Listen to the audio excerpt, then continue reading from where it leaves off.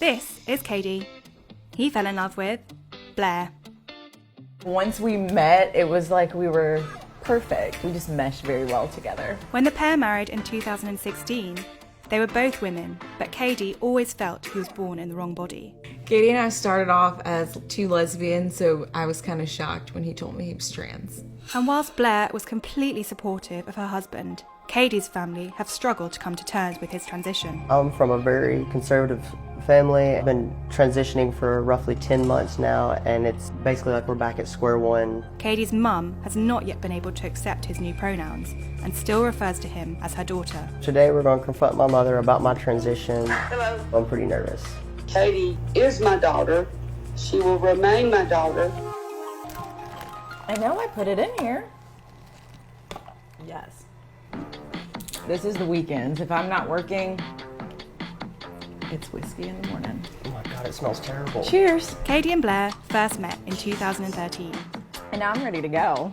Katie and I met when I was working at Hooters through a mutual friend. I definitely made the first move. I got her number from our mutual friend, and I drove 4.5 hours to Louisiana and showed up at her job. I was just like, oh, go big or go home, I guess. The red lipstick all over you. The pair instantly hit it off, and within 3 years, they had tied the knot, in secret. We actually eloped. We drove down to the beach, we got married, didn't tell anybody. Nobody. Took a Snapchat, standing there with our rings on that said we're married. Nobody was thrilled.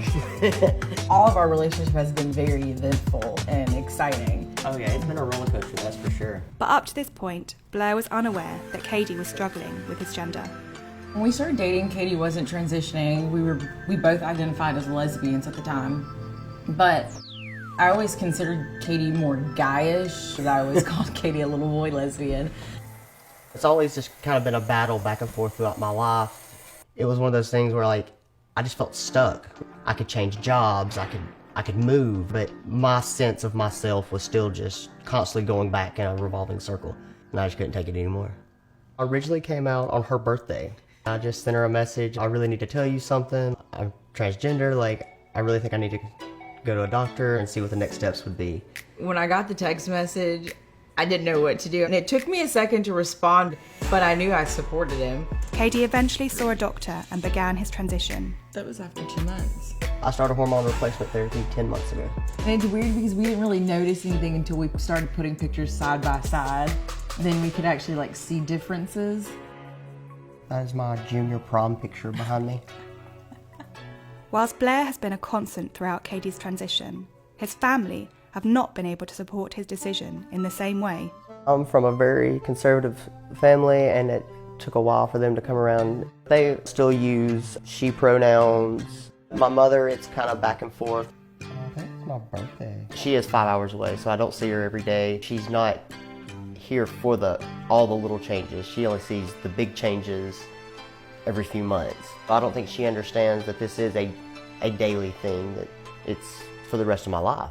Despite all of this, Katie and Blair are keen to push forward and plan to start their own family. We would love to have a child. She wants to carry a child. Yes, I want to be pregnant so bad, so bad. But Katie's family are keen for Katie himself to give birth to the child. My mother is very adamant now that I have a biological child. That's not how I want a baby. Katie has decided that now is the right time to have an honest conversation with his mum about his transition. I'm gonna be calling my mother, ask her how my transition's affected her. I'm a little nervous about it, just because I really don't know what I expect her to say. We're almost a year into me being on hormones, and there's not been any big conversation about it. It's connecting now. Hey. Hello. You ready now? So like my transition, like how is, I guess like your thoughts, concerns, worries over the last 10 months since I started hormones, like? Well, you will always be my little girl, number one. Mm-hmm. And we've discussed that, and I think you and I are at terms with that. Because you know how firmly I stand on my Christianity. I just feel like it's gonna get awkward the further along in my transition I get, because there is gonna come a time where I'm not going to look anything like a female at all. In the eyes of this fallen world, you got to think about, I'm looking through a mother's eyes. Yeah. I just have that strong belief that I would prefer a child from you, because that is an extension biologically of you, just like you're a biological extension of me. That's the thing, is like, whether Blair carries the baby or I carry the baby, like, that baby's your grandchild. I'm looking at two females sitting here. That's an impossibility to have a child. Now, when y'all can show me how you can do that, then we'll have another sit down and discussion. It's not a one-sided thing. We each have our own beliefs. We each have our own foundation. Katie is my daughter. She will remain my daughter. I will always love her. I just appreciate you, being honest and giving your side of it and answering the questions. I appreciate you asking me. I love you more than anything in the world. No, I love you too. Won't never not love you. All right, I love you. I'll talk to you after a while. I love you. I would consider that a step forward, because as far as like the pronouns and things like that, it's something that's been brought up again. It went a little bit better than I expected. I definitely expected her to get kind of defensive, which she didn't. Yeah, I was actually really impressed. Despite their difficulties, Katie and Blair are feeling optimistic about their future together. I never doubted our relationship. I never worried that this would be a problem for us.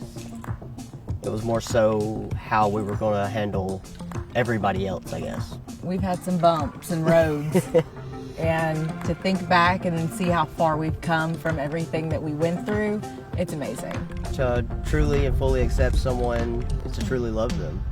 Unconditionally, no matter what. The highs, the lows, the goods, the bads. And everything in between.